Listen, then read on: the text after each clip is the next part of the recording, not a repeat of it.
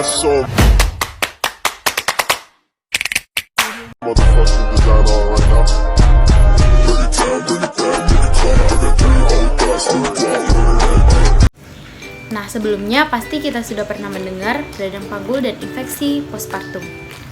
Nah, jadi di sini saya akan menjelaskan pengertian, penyebab, gejala, diagnosis, komplikasi, dan pencegahan radang panggul itu sendiri dan infeksi postpartum.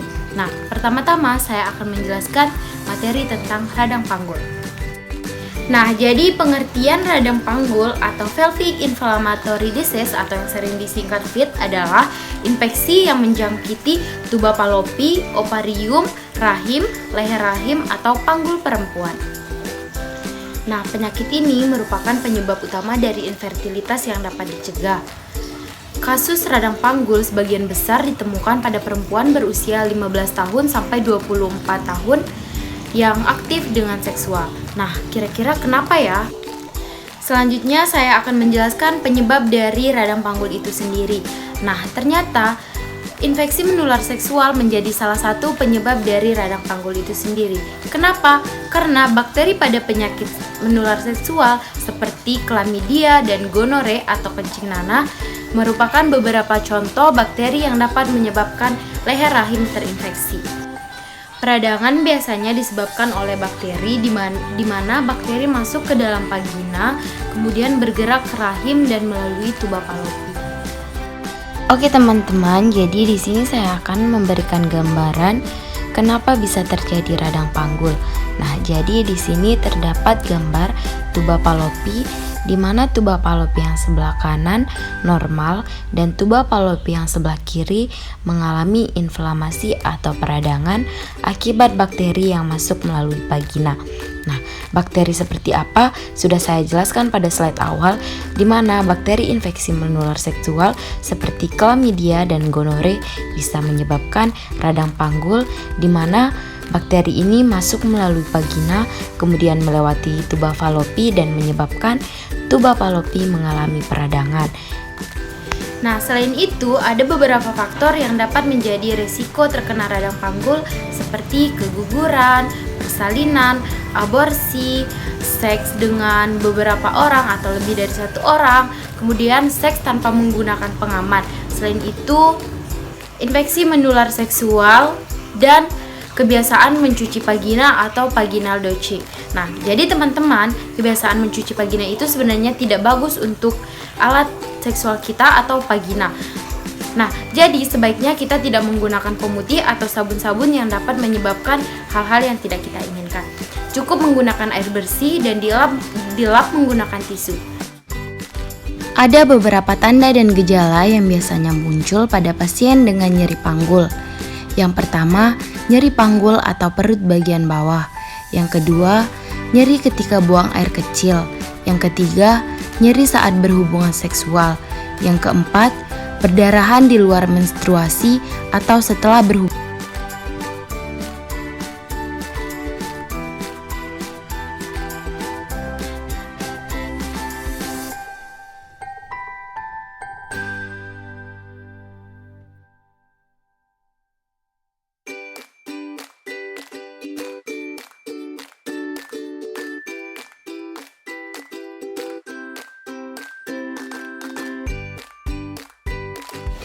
Diagnosis radang panggul.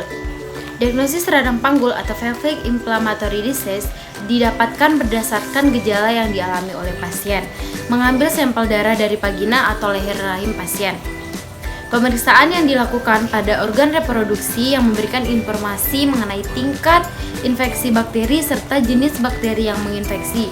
Beberapa tes yang mungkin dilakukan seperti tes darah lengkap, tes urin, tes kehamilan dan USG, kemudian CT scan atau MRI. Pasien dapat didiagnosis radang panggul setelah hasil tes terdapat bakteri penyebab seperti chlamydia atau gonore dinyatakan positif dan terbukti berisiko terhadap penyakit tersebut. Kemudian komplikasi radang panggul. Komplikasi radang panggul terjadi ketika penyakit tidak segera ditangani atau penderita tidak menyelesaikan periode pengobatan yang diwajibkan. Jenis komplikasi yang biasa timbul adalah sakit panggul jangka panjang, munculnya abses atau tidak bisa buang air besar, berulangnya penyakit radang panggul pada penderita, infertilitas, dan terjadinya kehamilan ektopik. Oke teman-teman, jadi kita sudah membahas komplikasi-komplikasi radang panggul, di mana salah satunya adalah kehamilan ektopik. Nah, apa sih kehamilan ektopik itu? Jadi kehamilan ektopik adalah kehamilan di luar kandungan atau kehamilan yang tidak pada tempatnya, kehamilan di luar rahim. Nah, teman-teman bisa lihat pada kehamilan di atas ada 2 kehamilan. Yang di sebelah kanan adalah kehamilan normal, di mana embrio terletak di dalam rahim.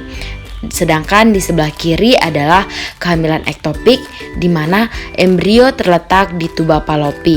Nah, jadi kehamilan ektopik ini bisa menyebabkan perdarahan atau pecahnya tuba Fallopi. Nah, jadi kesimpulannya radang panggul ini disebabkan oleh beberapa bakteri yang terjadi akibat infeksi menular seksual. Jadi sebaiknya kita hindari berhubungan seks bebas melebihi atau lebih dari 1 pasangan, kemudian seks bebas tanpa pengaman, dan kebiasaan mencuci vagina menggunakan sabun atau pemutih yang tidak baik. Dan segera cek kesehatan rutin ke pusat pelayanan kesehatan terdekat. Materi selanjutnya adalah infeksi postpartum. Nah, di mana infeksi postpartum ini adalah infeksi bakteri pada traktus genitalia terjadi setelah melahirkan, ditandai dengan kenaikan suhu 38 derajat Celcius lebih dari 2 hari berturut-turut dalam 10 hari pertama persalinan dengan mengecualikan 24 jam pertama. Penyebaran infeksi nipas atau pasca melahirkan terbagi menjadi infeksi terbatas pada perineum, pulpa, vagina, serviks, dan endometrium. Yang pertama pulpitis, di mana pulpitis ini merupakan infeksi pada pulpa. Pulpitis pada ibu pasca persalinan terjadi di bekas sayatan episiotomi atau luka perineum. Tapi luka berwarna merah dan bengkak, jahitan sudah lepas, luka yang terbuka menjadi ulkus dan mengeluarkan nanah. Jadi luka perineum pada ibu pasca melahirkan itu ketika terjadi pulpitis ini atau infeksi pulpa ini mengeluarkan nanah dan berwarna merah. Kemudian yang kedua, vaginitis merupakan infeksi pada daerah vagina, di mana vaginitis pada ibu pasca melahirkan atau persalinan terjadi secara langsung pada luka vagina ataupun luka perineum. Permukaan mukosa bengkak dan kemerahan, terjadi ulkus dan getah mengandung nanah yang mengeluarkan daerah ulkus. Nah, sama seperti pada pulpitis, vaginitis ini terjadi pada bagian perineum atau bekas jahitan pada pasca persalinan yang mengeluarkan nanah. Dan kemudian yang ketiga, servitis merupakan infeksi yang terjadi pada serviks, terjadi pada daerah serviks tapi tidak menimbulkan banyak gejala. Luka serviks yang dalam dan meluas dan langsung ke dasar ligamentum flatum dan dapat menyebabkan infeksi yang menjalar ke parametrium. Kemudian endometritis merupakan infeksi yang biasanya demam dimulai dari 24 jam postpartum atau selesai persalinan dan bersifat naik turun. Kuman-kuman memasuki endometrium biasanya pada insero plasenta dalam waktu singkat dan menyebar ke seluruh endometrium. Kemudian masitis atau infeksi payudara. Infeksi terjadi karena adanya luka pada puting susu atau bendungan pada ASI atau ASI tidak bisa keluar. Kemudian infeksi yang penyebarannya melalui pembuluh darah seperti septikemia atau bakteri atau toksinnya langsung masuk ke dalam peredaran darah dan menyebabkan infeksi. Kemudian piemia, yaitu infeksi dan abses pada organ-organ yang diserang yang didahului oleh terjadinya tromboflebitis. Nah, kemudian tromboflebitis atau perluasan invasi mikroorganisme patogen yang mengikuti aliran darah vena di sepanjang vena dan cabang-cabangnya. Kemudian ada infeksi yang penyebarannya melalui pembuluh limfe. Yang pertama parametritis, infeksi yang terjadi di parametrium atau jaringan ikat sekitar uterus. Parametritis, disebut juga selulitis pelvika, adalah radang yang terjadi pada parametrium yang disebabkan oleh invasi kuman. Yang kedua, peritonitis atau inflamasi pada peritoneum yang merupakan lapisan membran serosa rongga abdomen. Peritonitis adalah peradangan yang terjadi pada peritoneum, yaitu lapisan tipis yang terletak di antara dinding perut bagian dalam dan organ-organ dalam. Kemudian selanjutnya infeksi yang penyebarannya melalui permukaan endometrium. Yang pertama, salpingitis atau reaksi inflamasi dan infeksi pada saluran tuba. Yang kedua, oovoritis, infeksi pada ovarium. Nah, salpingitis adalah keadaan peradangan yang menyerang bagian sistem reproduksi wanita, tepatnya pada saluran tuba atau tuba Fallopi. Salpingitis sering terjadi akibat penyakit menular seksual seperti klamidia dan gonore atau kencing nanah. Sedangkan ooporitis adalah peradangan sel indung telur atau ovarium pada organ reproduksi wanita. Ooporitis umumnya disebabkan oleh bakteri. Kemudian etiologi infeksi postpartum. Bermacam-macam jalan masuk bakteri seperti eksogen atau bakteri datang dari luar. Autogen, bakteri masuk dari tempat lain dalam tubuh. Dan endogen, bakteri berasal dari jalan lahir sendiri. Bakteri-bakteri yang sering menyebabkan infeksi yaitu masuknya bakteri secara eksogen dan menyebabkan infeksi berat. Infeksi ini biasanya ditularkan dari penderita lain, alat-alat yang tidak steril, dan tangan penolong. Yaitu masuknya secara eksogen, infeksinya dalam tingkat sedang, banyak ditemukan sebagai penyebab infeksi di rumah sakit. Sering berasal dari kandung kemih dan rektum, menyebabkan infeksi terbatas pada perineum, vulva, dan endometrium. Bakteri ini merupakan sebab penting dari infeksi traktus urinarius. Bakteri ini bersifat anaerob, jarang ditemukan akan tetapi sangat berbahaya. Infeksi ini lebih sering terjadi pada abortus criminalis dan partus yang ditolong oleh dukun dari luar rumah sakit. Kemudian cara terjadinya infeksi. Yang pertama, tangan pemeriksa atau penolong yang tertutup sarung tangan pada pemeriksaan dalam atau operasi di mana membawa bakteri yang sudah ada dalam vagina ke dalam uterus. Kemungkinan lain ialah sarung tangan dari alat-alat yang dimasukkan ke dalam jalan lahir dan tidak sepenuhnya bebas dari bakteri atau tidak steril. Kemudian yang kedua, droplet infection atau sarung tangan dan alat-alat terkontaminasi bakteri yang berasal dari hidung atau tenggorokan tenaga kesehatan.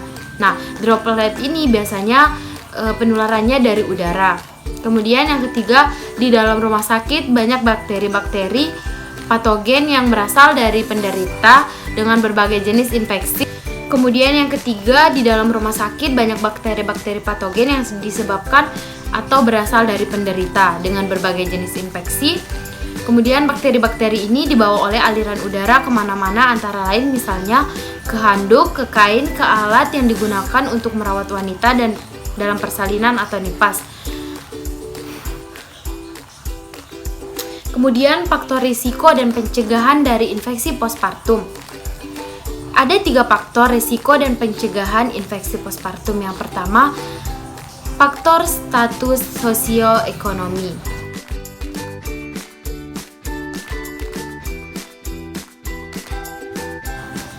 Penderita dengan status sosioekonomi rendah mempunyai resiko timbulnya infeksi nipas jika dibandingkan dengan penderita dengan kelas sosioekonomi menengah. Kenapa?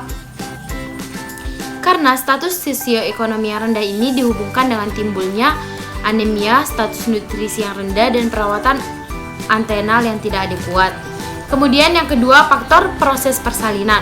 Proses persalinan sangat mempengaruhi resiko timbulnya infeksi nipas. Di antaranya ialah partus lama atau partus kasep atau lamanya ketuban pecah, kemudian pemakaian motoring dan janin intrauterin. Jumlah pemeriksaan dalam yang dilakukan selama proses persalinan dan perdarahan yang terjadi. Kemudian yang ketiga, faktor tindakan persalinan. Tindakan persalinan merupakan salah satu faktor risiko penting untuk terjadinya infeksi nipas. Seksio sesaria merupakan faktor utama timbulnya infeksi nipas. Penderita yang mengalami seksio sesaria mempunyai faktor risiko 5-30 kali lebih besar daripada persalinan normal. Selain itu, beberapa tindakan pada persalinan, misalnya ekstraksi forceps, tindakan episiotomi atau pembedahan, laserasi jalan lahir, dan pelepasan plasenta secara manual juga meningkatkan resiko timbulnya infeksi. Kemudian pencegahan infeksi postpartum. Yang pertama pada masa kehamilan, yaitu mengurangi atau mencegah faktor-faktor predisposisi seperti anemia, malnutrisi, dan kelemahan, serta mengobati penyakit-penyakit yang diderita ibu. Yang kedua, pemeriksaan dalam. Jangan dilakukan kalau tidak ada indikasi perlu. Kemudian, selama persalinan, yang pertama, hindari partus terlalu lama dan ketuban pecah dini. Yang kedua, menyelesaikan persalinan dengan trauma sedikit mungkin. Yang ketiga, perlukaan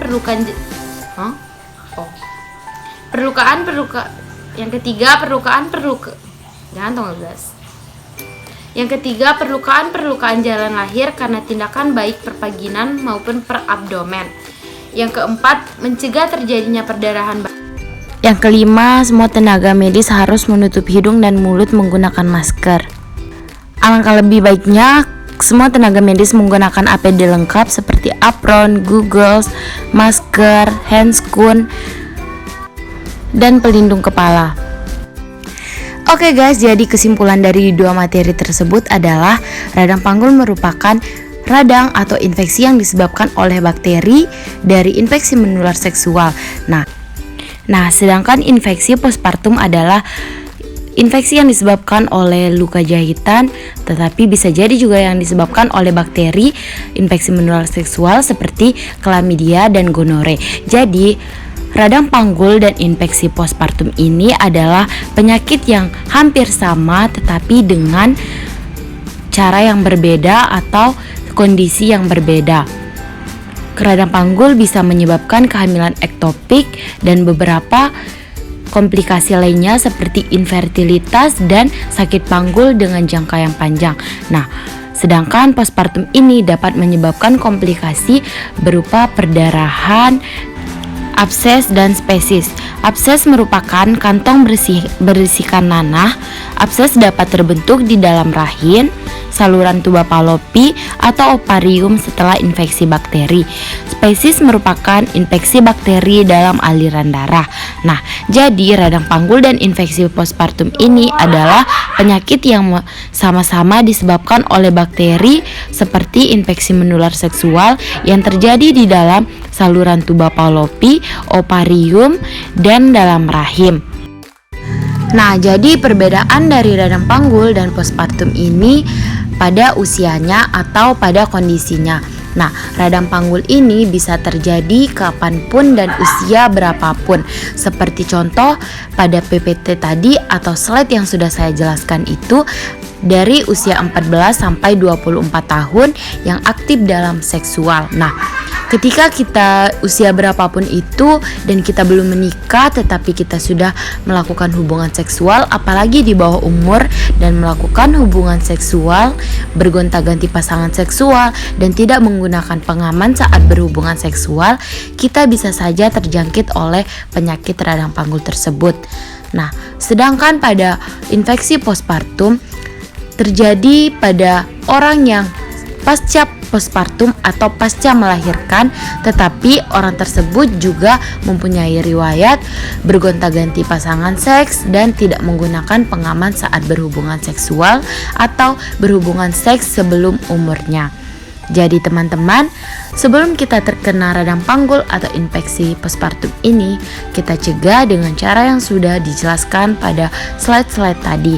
Nah, teman-teman, mencegah itu lebih baik daripada mengobati, dan alangkah baiknya kita melakukan kebiasaan atau menetapkan pola hidup sehat di dalam keseharian kita.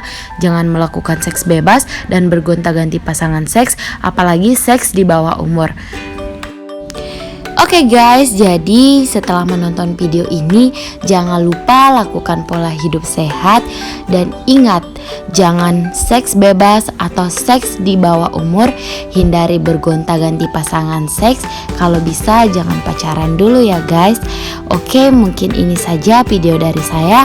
Thank you so much for watching. Have a safe day. Bye.